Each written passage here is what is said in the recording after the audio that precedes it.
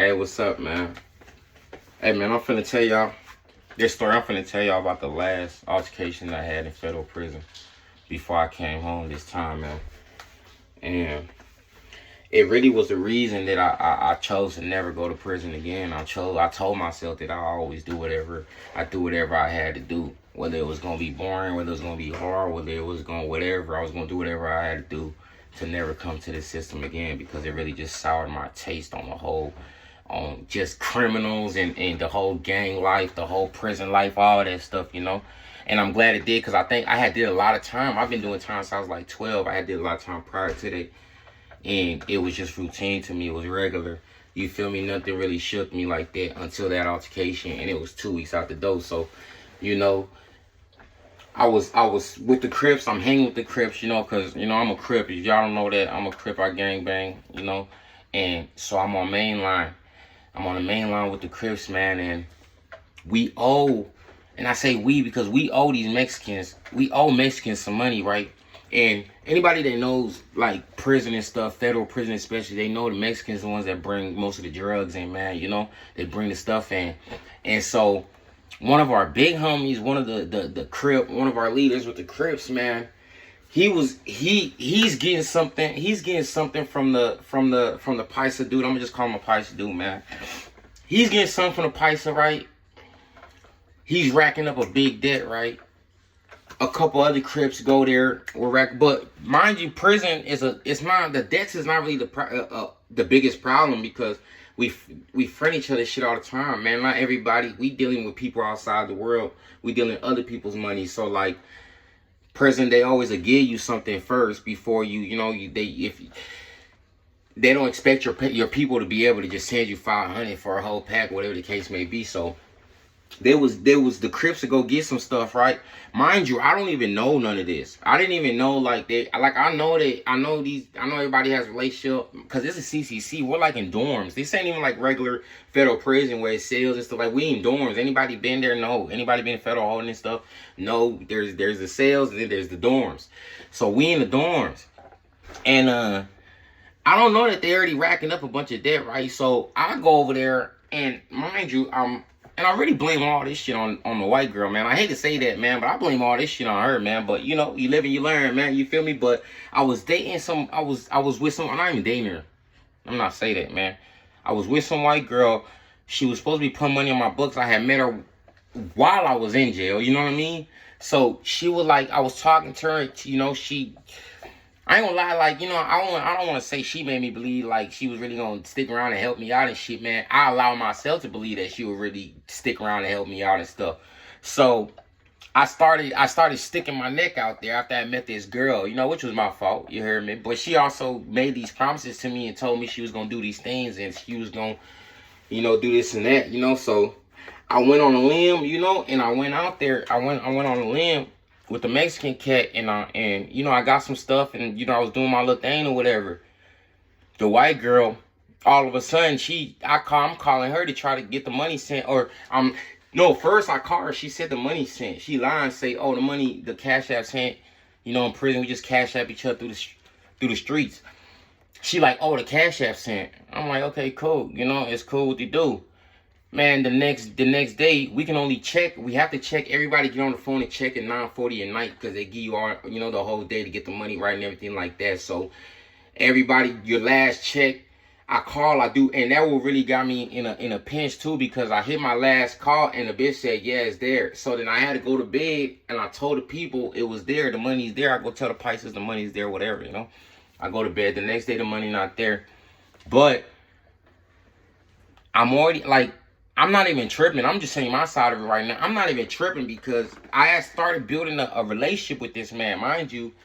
And I was being a little manipulative. I ain't gonna lie to you too, because I figure I'm getting drugs from this dude. I'm gonna try to be cool with him too. I know a little Spanish. A lot of niggas know me. I was raised in foster care. I was raised around a lot of Mexicans, a lot of different races and stuff. So I actually picked up on a lot of Spanish as a kid. So in prison, that's what really helped me out too. In prison, the real reason I made it through prison without too much of an issue, I got all my fights in and stuff like that, but I don't call them issues, man. Issues is like niggas is trying to politic you out the yard and things like that, all the fighting shit is just regular. But I feel like I didn't have too many issues because, for one, I play sports. I play every sport, you know, and that leads back to the Mexican thing too, because part of me picking up on Spanish, I learned how to play soccer very well. Anybody who knew me as a young kid knew I was an elite soccer player. You feel what I'm saying? So in federal prison, whatever yard I would go to, I would actually play soccer with the Mexicans as well. I would go play soccer with all the Paisas. So I would always be cool with the Paisas anyways. MS-13, all the, you know, all them, especially the foreigners that come from different countries, they love soccer, and that's how I would connect with them. So this dude loves soccer, and at the CCC, there's just like a little, we don't really go outside, but there's like a little outside rec yard where it's like big enough to play handball and stuff. But we would play like indoor soccer in there, the Mexicans would. So I would go out there and play with them. I just started going out there and playing. When I would always see them playing and stuff, you know, when it was they rec yard, the Mexicans. So I started playing with them. I started talking to the dude. I told him I knew Spanish, you know, and me and him started being kind of close. You heard me? So then he starts telling me that a bunch of Crips own money. I ain't the only one that own money. And then and then where it kind of go wrong is, and I told him, see, I was like me, I'm always like, I'm a respectful person. Like, even when I be on my shit, I still bro, I told cuz, I mean, I no, let me not lie, dog. Let me not lie. It just depends who you are, man. You know what I mean? Like, I went up to dude, man. I told dude, man, listen, whatever you need, like, if you want me to take care of it, this bitch told me she was gonna do it, but if she ain't gonna do it, then I'll be a man. I'll man up and do whatever you need me to do to take care of it. You heard me? Man told me to go in the kitchen, bro. He told me, bro, if you go work in the kitchen and bring me some onions every day, we'll cover it. Bro, I went and did that on my mama, cause I ain't like, I'm a man, G. I ain't above, no, I ain't the type try to run off on you on your money and shit. I'm the type to, nigga, I'll pay you when I want to pay you. You heard me? Like, bitch, nigga, you hold up, nigga. But I'ma still get you off, though, because I ain't really the running off and all that. I think that shit pussy for real. So, but I'm trying to fix, so I go in the kitchen, I'm still doing all that shit, but then I get booted out the kitchen. I get booted out the kitchen. Mind you, kitchen, stealing onions ain't gonna amount for the money that that I really borrowed and all that shit, you know, but me and man cool, so we working it out. Then I end up owing somebody else because I end up finding out that his other partner got it. You know, the Mexicans, they 3-4 of them got it. I get cool with the other one. You know, I'm just playing a little gay because I ain't gonna lie. I was playing a little game because I was on junkie mode. You know what I mean? I ain't gonna lie to you. I was stressed out like that last little bit, and that's why I don't even do drugs no more, because I know a lot of the drug use are attributed to my problems. You know, and why all that shit happened, because I was just wanting to buy drugs and shit. And so, man, I go to the other dude, and, you know, he starts giving me a little bit for free. I go to the other dude. He starts fucking with me. You know, speed up the story a little bit. Doggy, another Paisa, we call him Pedro, right? The first one I call Paisa, we call this nigga Pedro. Fuck it. Dog Pedro, now, he's starting to get upset, right? Because he's starting to realize that there's a few Mexicans that aren't paid. There's a few Mexicans that are owed a bunch of money, and there's a few Crips, and I'm gonna just say Crips because I don't like to say, I say Crips because it's relevant to my story and where I'm going with it. But it's more people that owe the money. It's more, but I'm not the type to say, oh, everybody owe the money, black people owe the money, all that other shit, you know. But us Crips, he was starting to get mad at us Crips because it was a few of us that owed the money. They start feeling like niggas is playing games. Mind you, I fuck with the Mexicans. I'm playing soccer with them. I'm talking to the main Paisa. I'm talking to Paisa. I'm talking to the main one. Me and him cool. We sit and speak at the table. So I wasn't really much stressing about it. But I could see, then I could see them start politicking a little bit. They start like a couple days is going by, 3 days. You could tell they start politicking a little bit. They start kind of getting away from us. Mind you, we in CCC. So like CCC, it's not like in the other yards I've been, it'd be more racially, you know, more racial stuff going on. But CCC, you know, we was kind of, you know, I mean, at the time I was there, you know what I mean? We got along. But I could start seeing racial tension start going up a little bit, you feel me? Niggas start politicking in the corner, all this shit. Then the big homie starts telling me, he come to tell me, yo, man, the big homie coming to tell me, like, yo, man, these Mexicans are politicking on us. We might have to get down with them. Because they're starting to politic on us because they're saying that you own money and another dude. And mind you, and this what niggas do, and this what really made me really realize what niggas be on and shit. I come to find, the Pice already told me, not even come to find out, Pice already told me that he owes him the most money. Our big homie, the Crip. And really, he's gonna be the one to be able to get the most shit anyway, because he's the big homie. Big homies fuck with each other. They think it's a sense of transparency there. But the Python didn't know that the big homie, unfortunately, and I hate to say that, you know what I mean, because I'm a Crip through and through, but unfortunately, the big homie we had at the time was a goofy. You know what I mean? So he was playing game. He would have us niggas owe him, so then he could use our money to pay his debts and all this goofy shit. So he was putting us little niggas on the cross, and then he used the words they politicking on me and one other nigga. I'm like, bro, and I know that's not true, because I talked to I talked to Paisa. He's the main one. Even if Pedro mad about the debts and shit, he still ain't gonna do nothing unless Paisa okay for them to go. You heard me? And me and Paisa like this, I wasn't even tripping. But now I'm already knowing what's going on. They trying to find a scapegoat. They trying to find somebody to put in the cross so they can just get in prison. Anybody that been in prison knows that's the last nigga you want to be. Is a nigga that they decide has to take the shit end of the stick. You feel me? You gonna have to get pushed about the yard if they decide that you was the reason that. You know, even if you did it for a noble cause, you know, if it's easier to get rid of you, let me say that. If it's easy to get rid of you, then get rid of the whole, you know, then crash everybody out. They just gonna do that. So what this man was attempting to do was crash me out, knowing I was going home in 2 weeks. I just told you I'm 2 weeks to the dope. Knowing I was going home in 2 weeks, he thought that he was gonna, and mind you, and I gotta say this, I owed the least amount of money out of all of them. I turned out, and I'm gonna say this: the big homie had owed him like $2,300. Another nigga had owed him like 800. Another like 5-3, and I was at like 120 or some shit, right? So I'm like, bro, even me paying him my 120 it's not even gonna put a dent in what the problem is right now. Your 2,300 is already a start. That's not, you know what I mean? So, but you trying to put me in this cross, I already seen what was happening. So I start gearing up. He like, yeah, man, what they do? They finna do this. I'm like, oh, fuck. I'm already knowing. But I've been in, you know, mind you, this is my last, I just came here for violation. This my second violation. I think I terminated on my third violation. But this is my third violation. I've already been in federal prison 6 years prior to these violations. I know how this shit run. I'm gearing up. Boom. So I go to Paisa. I'm like, doggy, man, this nigga telling me that y'all tripping on me because I'm not the type of nigga let no nigga put, but I go straight to the source. Hey, man, this nigga trying to tell me that you niggas trying to politic on me because they saying that you tripping off what I owe y'all and shit like that. You know what I mean? What they do? Paisa looked me in the eye and said, nah, man, your friends is trying to say it's you. They trying to get you. And I tell him like, damn. He's like, yeah, they say it's you and the other guy. We're trying to figure out who they trying to.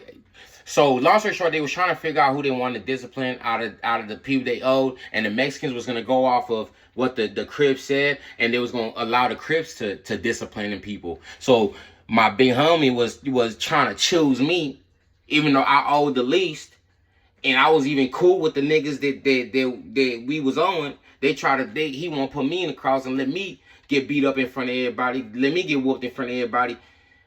And then say, oh, they took care of the problem.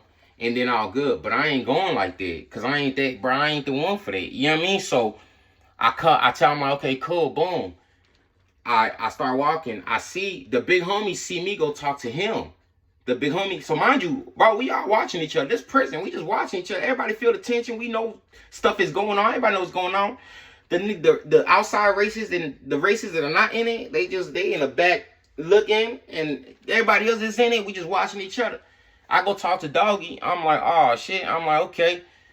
When the big homie see me go talk to him, he called me. He called me.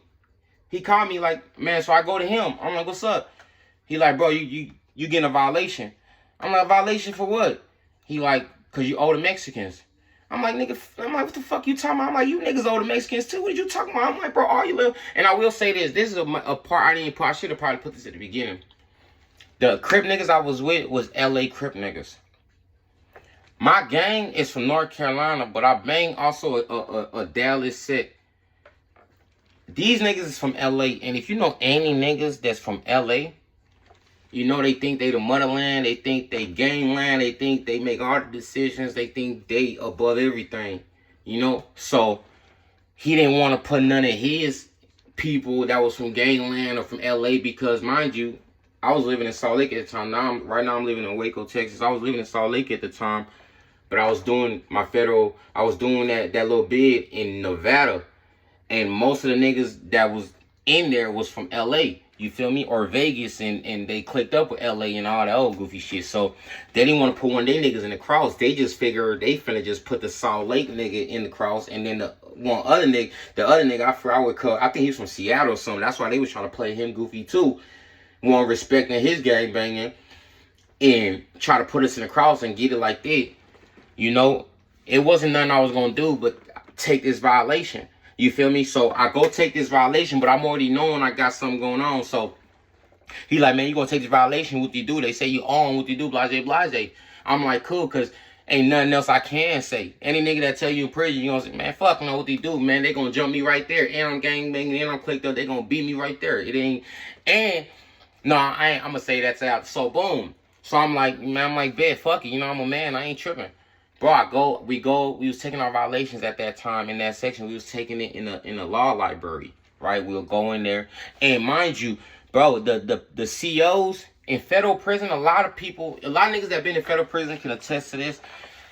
Most of the time, if you're fighting your own people, if you're into it, like if you're fighting Crips or fighting Crips, Bloods or fighting Bloods, the police are not gonna do nothing about it. They're not gonna really waste their energy into trying to get into it. A lot of times they get in, they're gonna let you discipline your man, they're gonna let you do whatever you're doing, and then they're gonna let y'all regulate each other. You know what I mean? If they try to get into our shit, bro, so many of us that try to get crazy, they really only get into it when it's between different races or different gangs, and they have to, you know what I mean? So while we go in the law library, you know, the police there, they don't even care. I'm going in there. There's two people that's giving me this violation, you know, as Crips, how we was programming at the place. It was 1-on-2, you'll take it. So they doing, you know, we getting it in, we doing all the thing and shit, we doing our shit.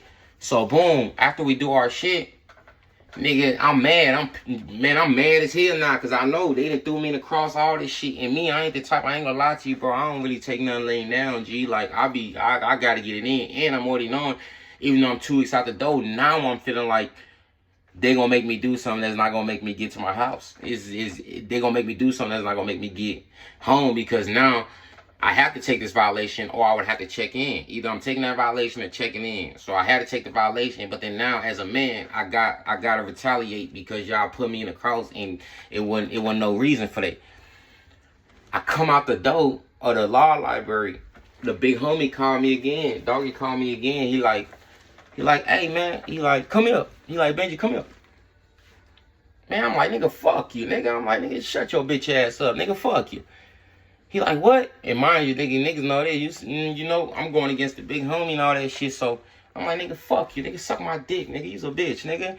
So I'm like, bitch, you owe that nigga more than anybody. Nigga, why don't you go tell him that? Why don't you? And I'm telling you, know, because we are a bunch of the Crips. And a lot of us know that, you know, like, it's like 13, I think it was like between 13 and 15 of us or some shit.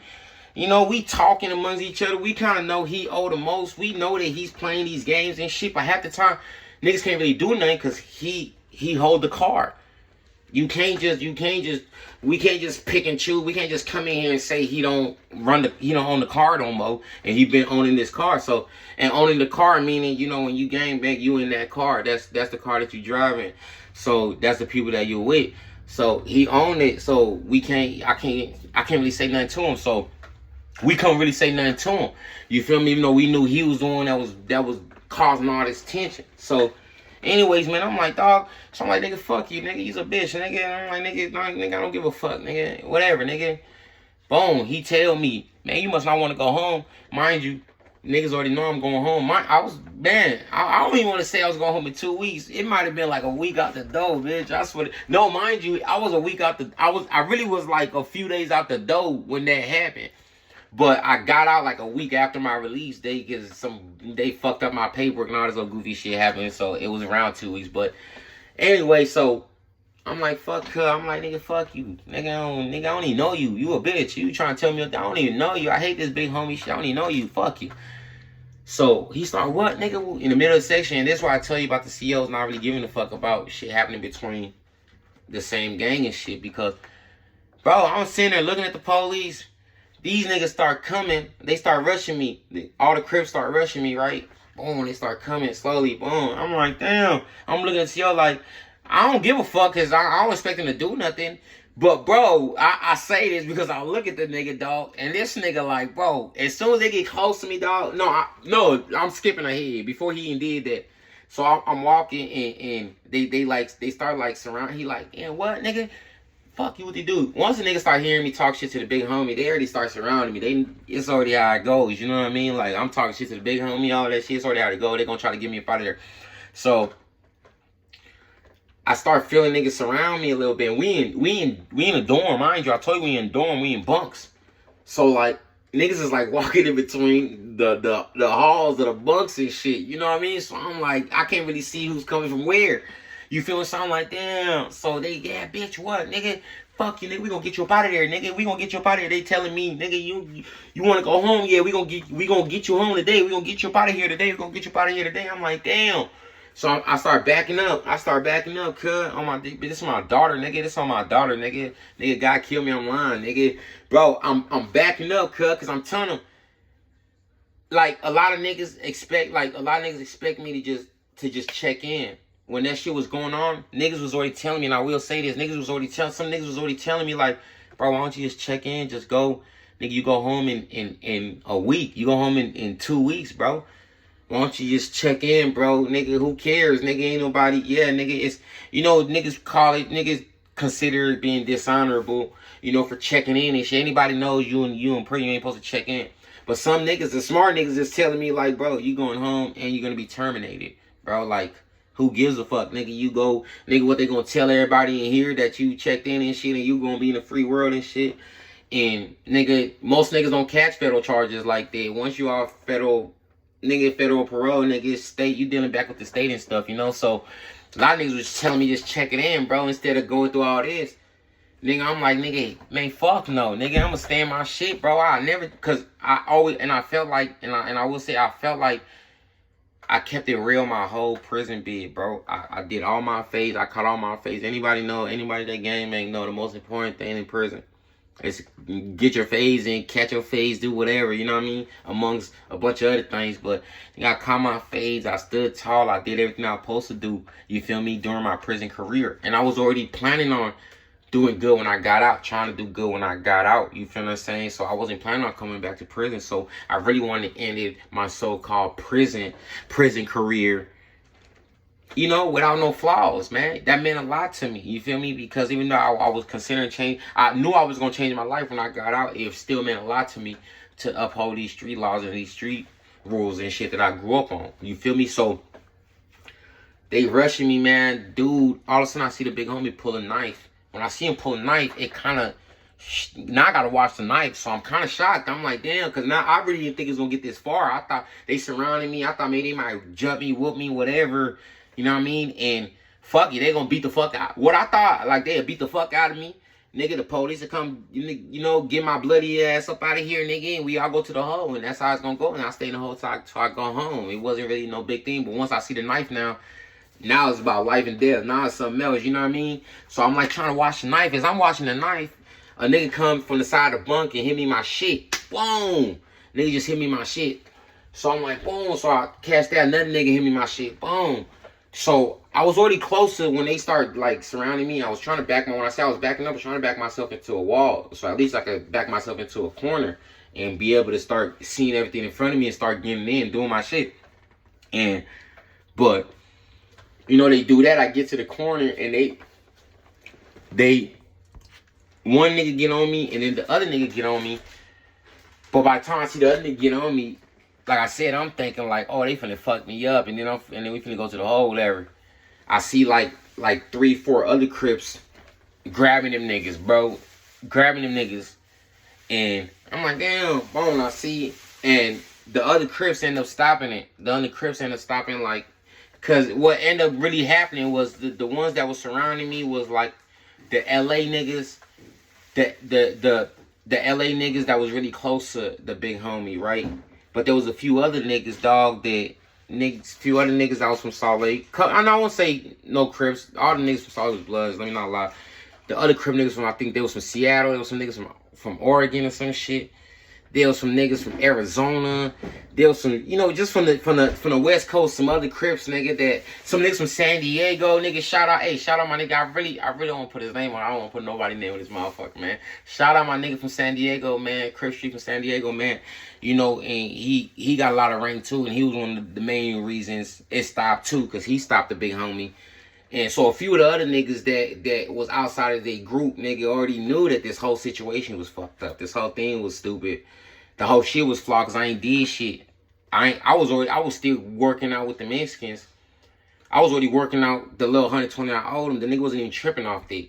But, they already knew the big homie was throwing me in there, so he didn't have to, But, they ended up stopping it, whatever, man. And I remember, cause like, bro, I had a fucked up. I couldn't open my eye for like 4 days, right? And I had a bottom bunk, right? I had a bottom bunk in like the light in the dorms in the CCCG. And I remember for like 4 days, I really couldn't see none in my environment, right? Like, the light would just blind me. If I didn't try to open that bitch, I felt like they knocked out like a pupil or some shit, to where even the bright light, any bright light hitting my eye just fucked my eye up. But the point that I tell that story is, that's what saved my life. That's what changed my life, man. Because when that happened, and it was so easy for them to just put me in that cross and just choose me to get my ass fucked up and get me booed up out there, knowing I was about to. And I think that's why they did it, because I was about to go home. And they really be hating on the nigga that's going home, because they really got a bunch of time to do. You feel me? But how they just threw me in that cross, how they just end up jumping on me. I took my violation, and then they jumped on me again. It really soured my taste on the whole gangbanging thing. It soured my taste on the whole prison thing. It soured my taste on the whole criminal aspect of life, man. Because I always felt like it was like a more loyalty-based situation, man. I've been in prison I've been in a lot of different prisons, a lot of jails. You know what I mean? Going state in, going fed, man. It put me in a lot of different facilities. And, man, most of the time, I ain't gonna lie, I always had a decent time in prison, because it was a loyal type of thing. It was a commodity. Like, we would fight amongst each other and shit like that, but we always rocked with each other. We always rode for each other. We always had each other back and shit like that. And that's what attracted me to the gang life and all that shit to begin with. You feel me? So, in prison, all that shit, we was doing all that, and it was fine. But then when that situation happened, which them situations occur all the time, you know what I mean? And that's why I'm saying that, like, I never experienced it, because I started out by saying too, like, I was close with, I don't know, that's a whole different story. But I will say I was close to my big homie in the yard that I did most of my time in.